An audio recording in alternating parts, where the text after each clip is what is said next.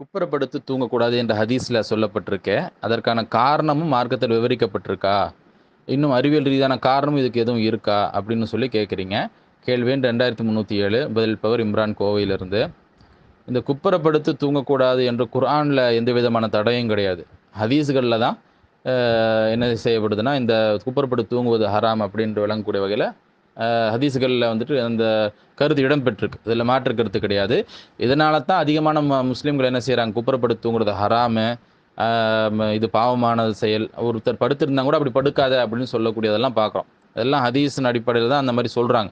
ஆனா நாம என்ன கவனத்தில கொள்ளணும், குர்ஆன்ல இருக்கா டக்குன்னு நம்ம மேலதிகமா அது வந்துட்டு சரியானதா இல்லையான்னு பார்க்க வேண்டிய அவசியம் இல்ல. குர்ஆனுடைய ஆயத்துனா அப்படியே எடுத்துக்க வேண்டியது தான். ஹதீஸ் பொறுத்தவரைக்கும் அப்படி இல்லைல்ல. ஹதீஸ் வந்து அது சஹீஹான ஹதீஸா? அல்லது பலகீனமான ஹதீஸான்னு பார்க்கக்கூடிய ஒரு நிலை இருக்குல்ல. அப்ப இந்த ஹதீஸ்கள நம்ம எடுத்து பார்க்கிறதுக்கான தேவை ஏற்படுது. எல்லாம் சஹீஹான ஹதீஸ் தானா? அப்படிங்கிறத நம்ம பார்க்கணும். நம்ம காலங்காலமா என்ன பின்பற்றி வரோமோ, அது மார்க்கமாகாது இல்லையா? சஹீஹா இருந்தா தான் அது வந்து மார்க்கமாகும். அப்ப இதை பொறுத்தவரைக்கும் நபி மொழிகள்ல நெறைய இடங்கள்ல வந்துட்டு ஹதீஸ் நூற்கள்ல இந்த நபி மொழி பதிவாகியிருக்கு. அது யார் யார் வழியெல்லாம் நெறைய இடங்கள்ல பதிவாகி இருந்தாலும் சரி, நான் 4 நபித்தோழர் வழியாக இது அறிவிக்கப்படுது. ஒன்று வந்துட்டு ஷரீத் என்று அழைக்கப்படக்கூடிய ஒரு நபித்தோழர் வழியா அவர தொடர்புபடுத்தி, 2வது வந்துட்டு அபு உமாமா அவர்கள் வழியாகவும், 3வது அபு ஹுரைரா, 4வது திஹ்ஃபா அப்படிங்கிற சஹாபி. இந்த 4 பேர தொடர்புபடுத்தி, அவங்க 4 பேர் வழியாக தான் இந்த செய்தி வந்துட்டு பதிவாகியிருக்கு. அதாவது குப்புறப்படுக்கிறது கூடாது என்று கருத்து தரக்கூடிய வகையிலான செய்தி. இப்போ முதலாவது ஷரீத எடுத்துக்குவோம். அந்த ஷரீத் என்பவரை பொறுத்தவரைக்கும், இ இவரை தொடர்புபடுத்தி இமாம் அஹ்மத் தங்களுடைய நூலான முஸ்னத் அஹ்மதுல வந்துட்டு பதிவு செய்றாங்க. என்ன இடம் பெற்றிருக்கு அப்படின்னாக்கா, ஒரு முறை நபி ஸல்லல்லாஹு அலைஹி வஸல்லம் போயிட்டு இருக்கிறாங்க. அப்போ வந்து ஒருத்தர் என்ன செய்றாரு, குப்புறப்படுத்திருக்கிறாரு. அவர் என்ன செய்றாங்கன்னா, அவர வந்து காலாலேயே வந்துட்டு தட்டிவுட்டு, எந்திரிப்பா, இந்த மாரி படுக்காத அப்படிங்கிறதுக்கு இந்த மாரி காலால தட்டிவிட்டு என்ன சொல்றாங்கன்னா, இது வந்து அல்லாஹ்வுக்கு ரொம்ப வெறுக்கத்தக்க ஒரு முறையா இருக்கு.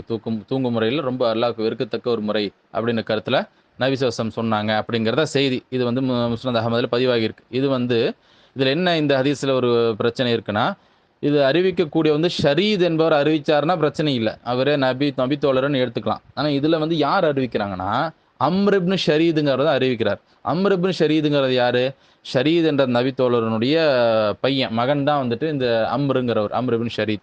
அப்போ அவரு இந்த ஹதீஸ் அறிவிக்கும் பொழுது இந்த செய்தி அறிவிக்கிறார். எப்படி சொல்றாருன்னா, எங்களுக்கு இந்த செய்தி கிடைக்கப்பெற்றது. எங்கள இந்த செய்தி அடைந்தது. இந்த மாரி தான் வந்துட்டு அவரு அந்த மாரியான வார்த்தை பிரயோகத்த தான் என்ன செய்றாரு, அவரு வந்துட்டு அ பயன்படுத்துறாரு. எனவே வந்து இப்படி பயன்படுத்துனாங்கன்னா, அப்போ நடுவுல வந்து என்ன செய்யப்படுதுன்னா, யாரோ ஒருத்தங்க மிஸ் ஆயிருக்கிறாங்க. ஒருத்தங்களா இருக்கலாம், 2 பேரா இருக்கலாம், எத்தன பேரா வேணா இருக்கலாம். இது முர்சல் வகையை சேர்ந்த ஹதீஸ். முர்சல் வகை அப்படிங்கும் பொழுது, ஒரு பலகீனமான ஹதீஸா இருக்கும். ஏன்னா, ஒரு நபித்தோழரே காணோமே! நபி ஸல்லல்லாஹு அலைஹி வஸல்லம் குறித்து எதுவும் சொல்லணும்னா, ஒரு நபித்தோழர் மூலமா தான் அறிஞ்சு கொள்ள முடியும். அம்ர் இப்னு ஷரீதா இருந்தா கூட, அவங்க தங்களுடைய தந்தையர் பெயர சொல்லி அவங்க சொல்லியிருந்தாங்கன்னா, சரி அவங்ககிட்ட கேட்டுருக்காங்கன்னு ஏத்துக்கலாம். எங்க அப்பா சொன்னாருன்னு அவங்க சொல்லல. எங்களுக்கு இந்த செய்தி வந்து அடைந்தது அப்படிங்கிறாரு. எப்படி அடைஞ்சது?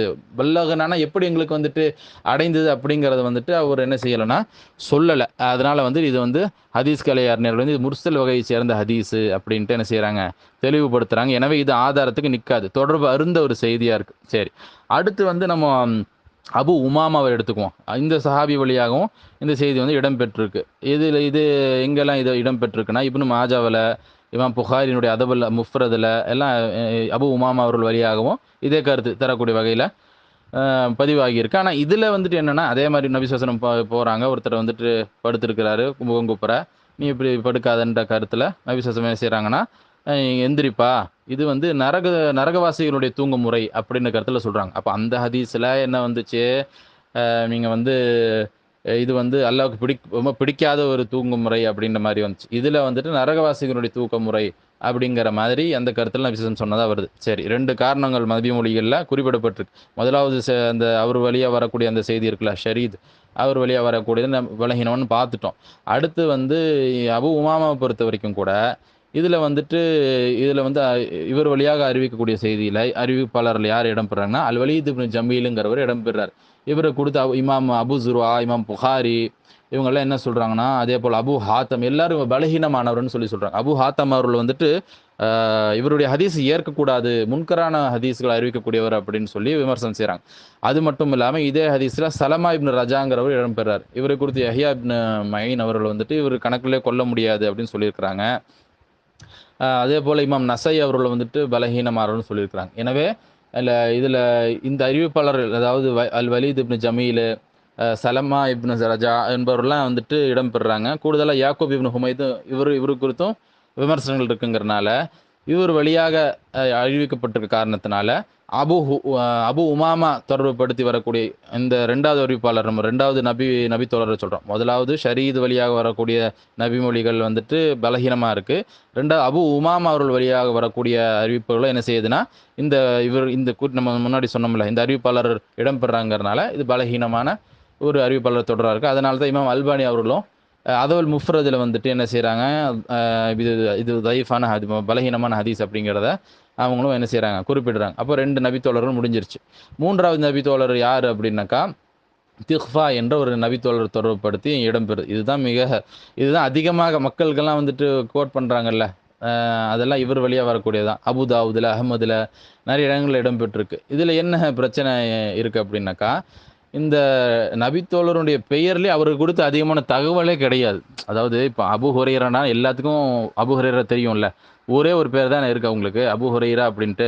அபு ஹுரைரா, அபு கரைரா, அபு சரைரான்லாம் ஒரு பேர் தான், அபு ஹுரைரான் இருக்குல்ல. இவரை குறித்து அப்படி இல்லை.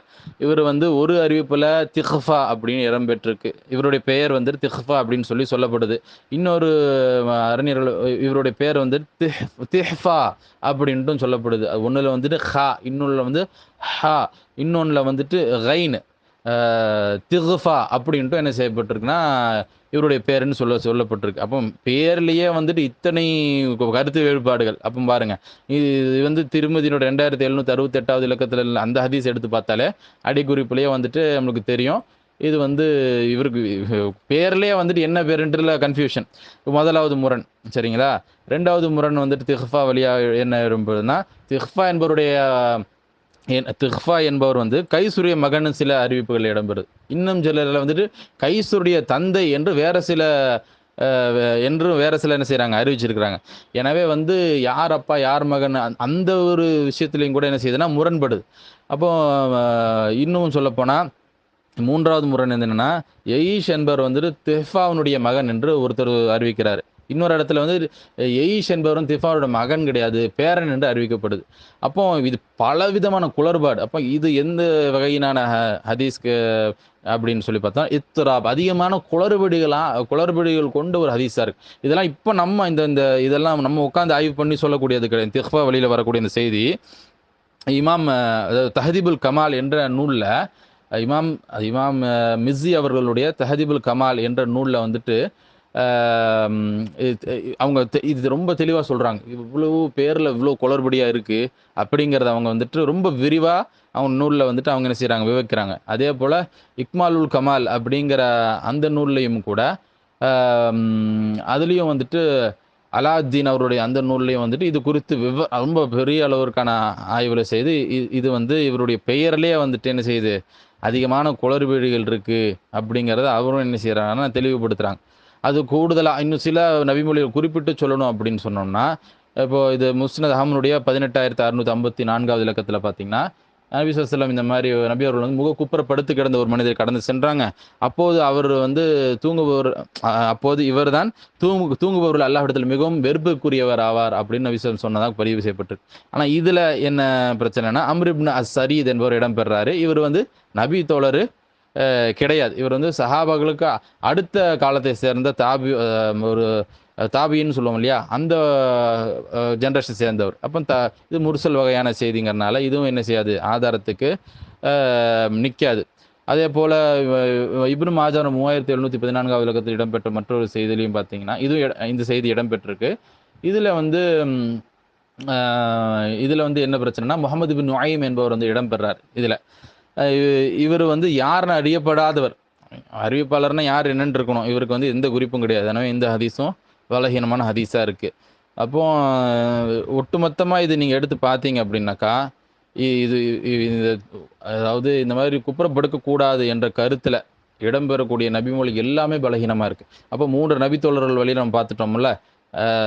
ஷரீது, அபு உமாமா, திஹ்ஃபா. அவரோட பேர்லேயே குழப்பம் இருக்கு. நம்ம ஒன்று சொல்லிக்குவோம், திஹ்ஃபான்னு சொல்லிக்குவோம். அப்போ இந்த 3 பேரும் பார்த்தாச்சு. 3 பேர் வழியில பல இடங்கள் அறிவிக்கப்பட்டாலும், இந்த மேற் சொன்ன அந்த குறைகள் இருக்குங்கிறனால அது பலகீனமா இருக்கு. 4வது அபூ ஹுரைரா அவர்கள் வழியாகவும் என்ன செய்யப்படுதுன்னா, இந்த செய்தி இந்த மாரி படுக்கக்கூடாது என்ற கருத்தை தரக்கூடிய நபிமொழி இடம்பெற்றிருக்கு. இது ம் இதில இந்த இதை பொறுத்தவரைக்கும் அபூ ஹுரைரா அவர்கள் வழியாக முஸ்னது அஹமதுல இன்னும் மற்ற இடங்களையும் வந்துட்டு என்ன செய்யப்படுதுன்னா, பதிவாகியிருக்கு. அ ம இதை பொறுத்தவரைக்கும் இமாம் புகாரி அவர்கள் வந்துட்டு தங்களுடைய நூலான தாரிகுல் கபீர்ல, அதேபோல தாரிகுல் சகீர்ல எல்லாம் வந்துட்டு என்ன சொல்றாங்கன்னா, நபி ஸல்ல இந்த அறிவிப்பாளர் தொடர், அதாவது நபி ஸல்லல்லாஹு அலைஹி வஸல்லம் அவர்களிடமிருந்து அபூ ஹுரைரா அவர்கள் வந்துட்டு அறிவிக்கிறாங்க. அப்ப அபூ ஹுரைராவிடமிருந்து அபூ சலமா அறிவிக்கிறாங்க. அபூ சலமாவிடமிருந்து முஹம்மது இப்னு அம்ருங்கிற ஒரு இடம் அறிவிக்கிறாங்க. இப்படிப்பட்ட அந்த அறிவிப்பாளர் தொடர் இருந்துச்சுன்னா, இந்த அறிவிப்பாளர் வரிசையில் அறிவிக்கப்படக்கூடிய ஹதீஸ்கள் ஆதாரபூர்வமானது இல்ல. இது நிக்காது என்று இமாம் அ புகாரி அவர்கள் வந்துட்டு தெளிவுபடுத்தியிருக்கிறாங்க. ஆம், அப்போ இது அபூ ஹுரைரா அவர்கள் வழியாக வருவதும் கூட, இது வந்துட்டு சரியான ஒரு ஹதீஸு கிடையாது. கூடுதலா இமாம் புகாரி அவங்க என்ன சொல்றாங்கன்னா, இந்த ஹதீஸ் அபூ ஹுரைராவுக்கு தொடர்புபடுத்தி வருது. ஆனா, இந்த கூடாது குப்புறப்படக்கூடாதுன்னு சொல்லி வரக்கூடியது வந்துட்டு, ஒரிஜினலா இத அறிவிக்கிற யார் பேருனா, திஹ்ஃபா என்பவர் தான் அறிவிச்சிருக்கிறாரு. அபூ ஹுரைரா எனக்கு குறிப்பிடுவதே தவறு அப்படின்னு சொல்லி இமாம் புகாரி அவர்கள் சொல்றாங்க. அது இமாம் அபூ ஹாத்தம் அவர்களும் இதை என்ன செய்றாங்க, அ அறிவிக்கிறாங்க. அதே அப்போனா திஹ்ஃபா வழியில வரக்கூடிய ஹதீஸ்களும் பலகீனம். அபூ ஹுரைரா வழியில வரக்கூடியதும் பலகீனம். அபூ உமாமாவும் பலகீனம். அதேபோல ஷரீதுன்னு சொன்னோம்ல, அவர் வழியாக அவர் தொடர்படுத்தி வரக்கூடியதும் பலகீனம். இப்போ நெறைய குளறுபடிகள் ரொம்ப விரிவை அஞ்சு அதிகமா போயிரும் அப்படிங்கிறதுனால, நம்ம சில விஷயங்கள தான் குறிப்பிடுறோம். எனவே எந்த ஒரே ஒரு ஹதீஸும் கூட என்ன இல்ல, ஒரு சஹீஹான ஹதீஸாக கூறப்படக்கூடாது என்பதற்கு ஆதாரம் கிடையாது. அப்போ இது வந்து அறிவிப்பாளர் அளவு. அறிவிப்பாளரோட நம்ம நிறுத்திறக்கூடாதுல்ல. அதனுடைய செய்தி என்னங்கிறதும் பார்க்கணும்ல. செய்தி என்ன இடம் பெற்றிருக்கு? ஒருத்தர் படுத்திருக்கிறார் அப்படின்னா, அது இந்த ஹதீஸ்ல வந்து ஹதீஸ்ல எப்படி அறிவிக்கப்படுதுன்னா, அவர் கிட்டத்தட்ட சஹர் நேரத்தில தான் அப்படி படுத்திருக்கிறார். ஆ ஆயிஷா அவர் பக்கத்திலிருந்து என்ன செய்யப்படுது, உணவு ஒண்ணு வழங்கப்படுது. அவங்க சாப்பிடுறாங்க. அதற்கு பிறகு என்ன என்ன ஆகுதுன்னா, வீட்ல தங்குறாங்க. காலையில ஒரு ஒரு ரிவாயத் விதி முரண்பாடு. ஒரு இதுல வந்துட்டு பள்ளிவாசல்ல அவங்க படுத்திருந்தாங்கங்கிற மாரி. இன்னொரு இடத்துல வந்துட்டு அவங்க வீட்ல படுத்திருந்தாங்க அப்படிங்கிற மாதிரி என்ன செய்யுதுன்னா, விளங்கக்கூடிய வகையிலும் இருக்கு. அப்போ இது இப்போ இதுல வந்துட்டு கருத்தையும் நம்ம பார்ப்போம். கருத்தை பொறுத்தவரைக்கும் கூட, நபி ஸல்லல்லாஹு அலைஹி வஸல்லம் அவர்கள் வந்துட்டு எப்படிப்பட்ட ஒரு சிறந்த ஒரு நற்குணம் கொண்டவர்களா இருந்தாங்க. ஒருத்தர் தூங்கிட்டு இருக்காங்க அப்படின்னா, காலால எட்டி உதைக்கிறதுங்கிறது, இ இ யாரோ யார் நம்ம அப்படி செய்வோமா? நாம வந்துட்டு அப்படி ஒருத்தர செய்வோமா? நாமளே அப்படி செய்ய மாட்டோம். நம்ம நபி ஸல்லல்லாஹு அலைஹி வஸல்லம் அவர்கள் வந்துட்டு நற்குணத்தை போதிக்க வரக்கூடிய ஒரு ஒரு தலைவரா இருக்கக்கூடியவங்க, ஒருத்தர் தூங்கிட்டு இருக்காங்க அப்படின்னா, கையால எழுப்பி விடலாம். அல்ல சத்தமா சொல்லலாம். நபி ஸல்லல்லாஹு அலைஹி வஸல்லம் இப்படி செஞ்சிருப்பாங்களா? அப்ப இதில் உள்ள குளறுபடிகள் வந்துட்டு நம்மளுக்கு என்ன செய்யுது? தெளிவா காண்பிக்குது. அறிவிப்பாளரும் பிரச்சனை இருக்கு. அதுல செய்தியிலயும் பார்த்தீங்கன்னா, நபி ஸல்லல்லாஹு அலைஹி வஸல்லம் இப்படி செஞ்சாங்க அப்படிங்கிறது வந்துட்டு, அவர்களுடைய அந்த கண்ணியத்திற்கு உகந்ததாக கிடையாது. அப்படி நபி ஸல்லல்லாஹு அலைஹி வஸல்லம் செஞ்சறதுக்கான வாய்ப்பு கிடையாது அப்படிங்கிற கருத்தை விளங்குனா கூட தெரியுது. சரி, இன்னொன்னு மிக முக்கியமா கவனிக்கணும். குப்புற படுக்கிறது அப்படிங்கிறது வந்து ஒரு ஒரு என்ன சொல்றது? தூக்கத்தினுடைய முறை தானே. அப்படி குப்புற படுக்குறாங்க. அது வந்து இப்போ தூக்கத்தினுடைய ஆரம்பத்தில நபி ஸல்லல்லாஹு அலைஹி வஸல்லம் ஒரு கழித்து வலது பக்கம் தூங்குவாங்க. இதுல மாற்று கருத்து கிடையாது. ஆதாரபூர்வமான ஹதீஸ் இருக்கு. அப்படிதான் நாம என்ன செய்யணும்? தூங்கணும். ஆனா, ஒருத்தர் அப்படி ஆரம்பத்தில தான் அப்படி தூங்கணும். அதற்கு பிறகு ஒருத்தர் தூங்குனார்னா, அதுக்கு மையத்து தான். அது மவுத்து தானே அது. நாம வந்துட்டு நம்மளுடைய சுயநினைவெல்லாம் இழந்துருவோம். அப்போ ஒருத்தன் வலது பக்கத்திலேயே ஒருத்தன் படுத்து தூங்கணுன்ட்டு அர்த்தமா? கிடையாது. இடது பக்கம் திரும்புவான். கால் மேல கால் போட்டு தூங்குவான். எப்படி பல பொசிஷன் போகும். இதெல்லாம் நமக்கே தெரியாம போறது. இதனால வந்து ஒருத்தன் நரகம் போவான்னு நபி சொல்லுவாங்களா? நம்மளுடைய கண்ட்ரோல்லே இல்லாத ஒன்று. அதுவும் சஹர் நேரத்திலங்கவும் நல்லா அசந்திருக்கக்கூடிய அந்த டைம்லலாம், கண்ட்ரோல்லே இல்லாத நேரத்தில வந்துட்டு, இப்படி குப்புறப்படுக்கிறதுனால நரகத்துக்கு போய் நீங்க நரகம் செல்வீர்கள் அப்படின்ட்டு நபி சொல்லுவாங்களா? இது மார்க்கத்தில மற்ற இடங்கள்ல மார்க்கம் சொல்லுது. அதுக்கு அ அந்த கருத்துக்கு ஏற்ப இருக்கா? நம்மளுடைய சக்தியில இல்லாத ஒன்று. குப்புறப்படுக்குறது அப்படிங்கிறது நம்ம சக்தியில இல்லாத ஒன்று. ஆரம்பத்திலே குப்புறப்படுக்கிறதுங்கிறது வேற. தூக்கத்தின் நடுவுல படுக்கிறதுங்கிறது நம்ம கையில இல்லையே. அப்ப அதனால ஒருத்தர் நரகத்துக்கு போவாங்கன்னு நம்ம சொல்ல முடியுமா? அது வந்துட்டு அது சரியான கருத்து ரீதியாகவும் சரியில்ல. என்னது? ஒண்ணு நபி ஸல்லல்லாஹு அலைஹி வஸல்லம் கால்ல ஒருத்தவங்கள எட்டி வச்சு, அல்லது கால்ல வந்துட்டு உதைச்சு ஒருத்தவங்கள எழுப்பி விட்டாங்க அப்படிங்கிறது அவங்களுடைய கண்ணியத்துக்கு உகந்ததாக இல்ல. அப்படிப்பட்ட ஒரு குணத்தை கொண்டவர்கள் நபி ஸல்லல்லாஹு அலைஹி வஸல்லம் என்ன செய்யல? இல்ல அவங்களுடைய சஹாபாக்களுடன் அப்படிப்பட்ட ஒரு உறவை அவங்க அந்த மாதிரி என்ன செய்யலை, வைத்து கொள்ளலை, கண்ணியமான முறையில் நடந்து கொண்டாங்க. அடுத்து வந்து குப்புறப்படுக்கிறது நம்ம கையில் உள்ள ஒரு விஷயம் கிடையாது, நமக்கே மீறி நமக்கு தெரியாமல் நடக்கக்கூடிய ஒரு விஷயம். அதனால நரகத்துக்கு போகிறது அப்படிங்கிறதும் சரியில்லை. மூ மூன்றாவது நம்ம என்ன மிக முக்கியமாக கவனத்தில் கொள்ளணும் அப்படின்னா, இத்தனை நாளா நம்ம வந்து இது பாவம்ன்னு சொல்லி விளங்கி இருக்கிறோம். அப்படி தூங்கக்கூடாதுன்னு சொல்லியிருக்கிறோமே. அப்போ இதில இப்போ இப்போ இந்த ஹதீஸ் பலகீனமா இருக்குன்னு சொல்லி தெரிய வந்துருச்சுன்னா, நாம வந்து அதை அது அது மார்க்கத்தின் அடிப்படையில இது மாரி செயல்படுவதுங்கிறது கூடாது என்ற நிலைப்பாடு இருக்கிறது தான் சரியானது. ஏன்னா ஏதேனும் ஒரு ஹதீஸா சரியா இருக்குன்னா, நம்ம அத என்ன செஞ்சுக்கலாம். ஆமா இருக்குன்னு சொல்லி ஒத்துக்கலாம். ஆனா அப்ப எல்லாமே பலகீனமா இருக்கு அப்படின்னா, அப்புறம் எந்த அடிப்படையில போய் நீங்க இப்படி தூங்கக்கூடாதுன்னு ஒருத்தர் சொல்லுவீங்க? அப்படி சொல்லக்கூடாது. அறிவியலை நீங்க தொடர்புபடுத்தி கேட்டறதுனால சொல்றேன் என்னன்னா, அறிவியல் ரீதியாக இந்த மாரி தூங்குவதுங்கிறது சில கேடுகள் வந்துட்டு விளைவிக்கும். அது எப்பவுமே அப்படி தூங்கக்கூடியவர்கள் அது என்னென்ன அப்படின்னா, கழுத்து மற்றும் முதுகுத்தண்டினுடைய அந்த அலைன்மென்ட் அத வந்து என்ன செய்யும்னா, டிஸ்டர்ப் ஆகி அப்படியே அந்த ஸ்டிஃப்பா ஆகக்கூடிய அளவுக்கு என்ன செய்யும்னா, அந்த மாரியான ஒரு ஒரு அசௌகரியத்துக்கு ஏற்படுத்தும். அதேபோல நம்ம உள்ள ஒ அதாவது நம்மளுடைய உடலுக்குள்ள இருக்கக்கூடிய ஆர்கன்ஸ் இருக்குல்ல, ஹார்ட், கிட்னி, லங்ஸ் இதெல்லாம் அதன் மேல எல்லாம் வந்துட்டு பிரஷர் ஏற்படும். ஏன்னா, நம்மளுடைய நெஞ்சு மற்றும் நம்மளுடைய வயிறு பகுதியில தான் நம்ம லேண்ட் ஆகுறோம். அப்படிதானே குப்புறப்படுக்கிறது அதானே. அப்ப நமக்கு அந்த மூச்சு எடுக்கிறது, அதேபோல இந்த ஜீரணம் ஆகுறது, இதெல்லாம் கொஞ்சம் என்ன செய்யும்னா, கொஞ்சம் பிரச்சனை ஏற்படும். ஆ அப்புறம் இந்த மாரியான சில அசௌகரியங்கள்லாம் இருக்கு. அ இதுதான் இருக்கே தவிர, அதை தாண்டி இப்போ எப்பவாச்சும் ஒரு தடவ தூங்குறது, ஒரு 5 நிமிஷம், 2 நிமிஷம் இதனாலலாம் அப்படியே ரொம்ப பெரிய பிரச்சனை ஆயிரும் அப்படின்னு அறிவியல் ரீதியாகவும் கூட எந்த ஒரு சான்றும் கிடையாது. எனவே வந்து குப்புற படுக்கிறது, படுக்காம இருக்கிறது அவரவருடைய இஷ்டம். அதனால வந்து அ நரகத்துக்கு போவான் என்றோ, ஹராம் என்று சொல்வதற்கோ, ஆதாரபூர்வமான நபிமொழி இருந்தா சொல்லலாம். அப்படி எதுவுமே இல்ல அப்படிங்கிறத நாம வந்துட்டு கவனத்துல கொள்ளணும்.